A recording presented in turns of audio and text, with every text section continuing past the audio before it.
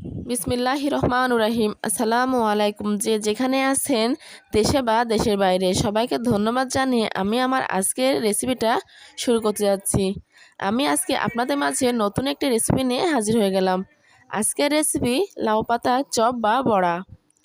আমি এই লাউ পাতা চপ বা বড়াটা কীভাবে তৈরি করব সেটা আপনাদের মাঝে শেয়ার করব।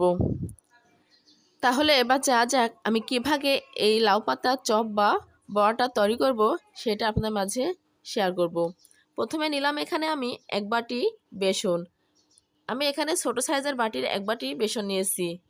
বেসনটা অবশ্যই চেলে নিতে হবে। আমি এবার এর মধ্যে দিয়ে দিলাম অল্প পরিমাণে চাউলের গুঁড়া। আমি এখানে 3 চামচের মতো চাউলের গুঁড়া ব্যবহার করলাম। এবার দিয়ে দিলাম স্বাদ মতো লবণ।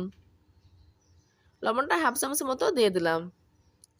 এর সঙ্গে দিয়ে দিলাম 1 চামচ ধনিয়া গুঁড়া, 1 চামচ হলুদ গুঁড়া। আমি এখানে অল্প উপকরণ দিয়ে এই ব্যাটারটা তৈরি করে নেব। এবার সর্বশেষ দিয়ে দিলাম 1 চামচ মরিচ গুঁড়া। শুকনো উপকরণগুলো সবগুলো দেওয়া শেষ। এবার ভালোভাবে এটা বেসনের সঙ্গে মিশিয়ে নিলাম। ঠিক এভাবে আমি কিছুক্ষণ ভালোভাবে মিশিয়ে নিলাম। আমার মেশানো হয়ে গেলে এবার অল্প অল্প করে দিয়ে দেব পানি। পানিটা প্রথমে অল্প পরিমাণে দিয়ে দিলাম, দিয়ে ভালোভাবে এটা মেখে নিলাম। ঠিক প্রথমে ডোটা আমি শক্ত করে মেখে নিব। ঠিক এই সাইজে শক্ত করে প্রথমে মেখে নিলাম।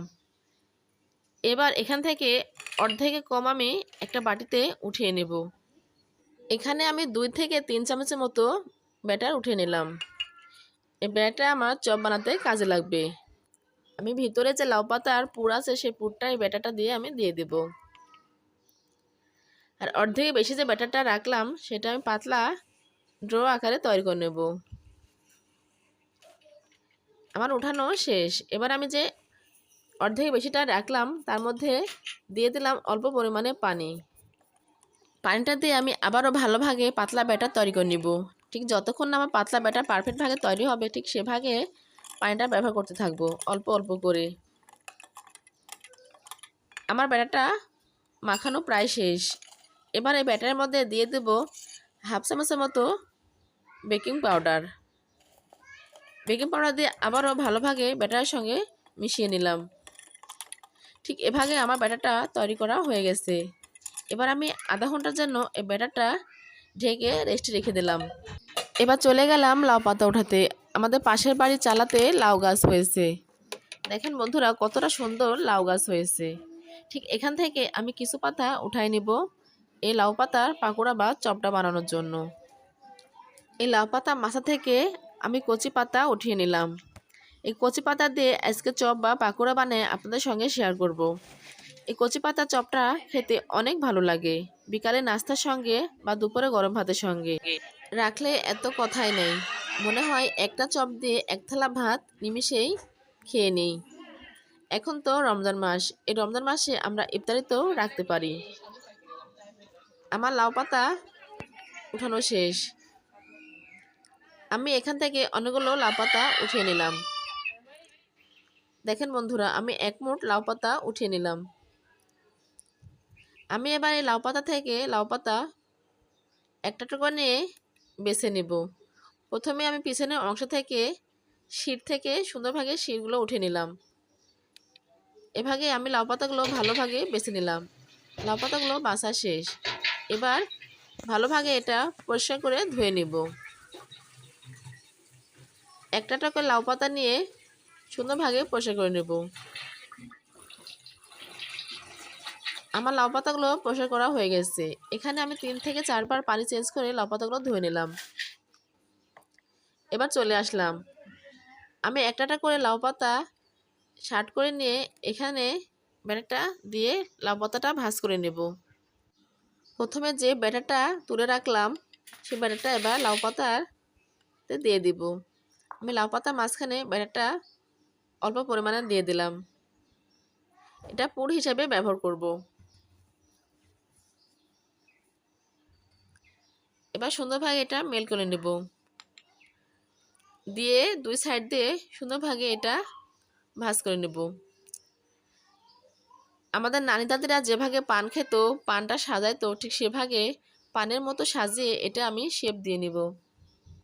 প্রথমে এক সাইডে এভাবে আটকে নিয়ে আমি যে ব্যাটারটা দিলাম সেই ব্যাটার থেকে অল্প অল্প করে এটা মাখিয়ে আটার মতো করে আমি এটা আটকে নেব, যেন এই ভাঁজটা খুলে না যায়। এক পাশে আটকানো হয়ে গেছে, এবার আমি অপর পাশেও ঠিক একই ভাগে ভাঁজ দিয়ে এটা আটকে নেব।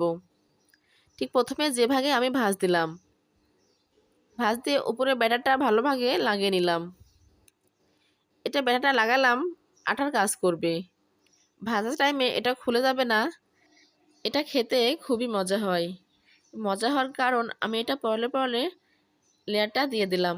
এই লেয়ারের কারণে ভাজার টাইমে খুবই কিছু ভাব আসে, খেতে অনেকটাই টেস্টি হয়। ঠিক এভাবে আমি পানের শেপের মতো করে শেপটা দিয়ে দিলাম, 3 কোণাচি করে দিয়ে আমি আটকে নিলাম। আমার একটা বানানো হয়ে গেছে। ঠিক একই ভাগে একই শেপে আমি সবগুলো লাউ পাতার চপ বানিয়ে নেব। আমি এটা লাউ পাতা দিয়ে বানিয়ে নিলাম। আপনাদের বাসায় যদি লাউ পাতা না থাকে, আপনারা মিষ্টি কুমড়া পাতা দিয়েও এটা বানাতে পারেন। লাউ পাতা মিষ্টি কুমড়া পাতার এই চপটা স্বাদ প্রায় একই আসবে। এবার আধা ঘন্টা আগে যে ব্যাটারটা রেস্টে রেখেছিলাম সেটা আমি আবারও ভালোভাবে একটু ঘুটে নেব। ঠিক এভাবে একটু ঘুটে নিয়ে আবারও ব্যাটারটা ভালোভাবে মিশিয়ে নিলাম। আগে থেকে প্যানে তেল গরম করতে বসিয়ে দিয়েছি, আমার তেলটা গরম হয়ে গেছে। এবার ব্যাটারের মধ্যে একটা একটা করে লাউ পাতার শেপটা চুবড়ে নিয়ে গরম তেলের মধ্যে আমি ছেড়ে দিলাম। ঠিক এভাবে একটা একটা করে লাউ পাতার শেপগুলো ভেজে নেব।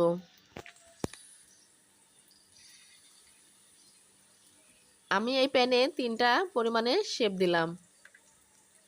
আমার মনে হলো 3টা পরিমাণ শেপ দিলে ভাজাটা ভালো হবে, তাই আমি 3টা বেশি শেপ দিলাম না। ঠিক এভাবে যতক্ষণ না আমার এক পিসটে ভাজা হবে, ঠিক এভাবে আমি সময় নিয়ে ভেজে নেব। আমি চুলার জাল মিডিয়াম বা লো হিটে রেখেছি, এটা আমি হাই হিটে রাখি নাই। হাই হিটে রাখলে আমার উপর থেকে ভাজা হয়ে যাবে, ভিতরে ভাজাটা ভালো হবে না। সেজন্য আমি চুলার জাল মিডিয়াম বা লো হিটে রেখে এটা ভেজে নিলাম। এক পিসটা হয়ে গেছে, এবার আমি উল্টিয়ে দিলাম। ঠিক এভাবে আমি সবগুলো উল্টিয়ে ভেজে নেব। দেখেন আমার এক পিসটা কতটা সুন্দর হয়ে ভাজা হয়েছে। ঠিক এভাবে আমি ব্রাউন কালার করে ভেজে নেব। আমার লাউ পাতার চপটা ভাজা শেষ। এবার একটা করে সবগুলো উঠিয়ে নেব। আমার লাউ পাতার চপের শেপ একটাও খুলে যায়নি, কতটা সুন্দর হয়েছে। এভাবে সবগুলো লাউ পাতার চপ আমি ভেজে নিলাম। কতগুলো লাউ পাতার চপ হয়েছে। আপনারা আমার লাউ পাতার চপের শব্দটা শুনে বোঝা যাচ্ছে কতটা মচমচা হয়েছে, ভিতরে বা বাইরে পুরাটাই ক্রিস্পি ভাব হয়েছে। এটা দেখতে যেমনই সুন্দর, খেতে তেমনই মজা। আপনারা একবার বাসায় এভাবে বানিয়ে খেয়ে দেখবেন, আশা করি আপনাদেরও খেতে ভালো লাগবে। আমার এই লাউ পাতার চপটা কেমন হয়েছে আপনারা আমাকে কমেন্ট করে জানাবেন, আশা করি আপনাদেরও খেতে ভালো লাগবে। আমার রেসিপিটা যদি আপনাদের ভালো লাগে তাহলে লাইক, কমেন্ট, শেয়ার এবং সাবস্ক্রাইব করে দিবেন। সাবস্ক্রাইব করে আমার এই চ্যানেলের সঙ্গে থাকবেন। সবাইকে ধন্যবাদ জানিয়ে আজকের মতো শেষ করছি। আল্লাহ হাফেজ।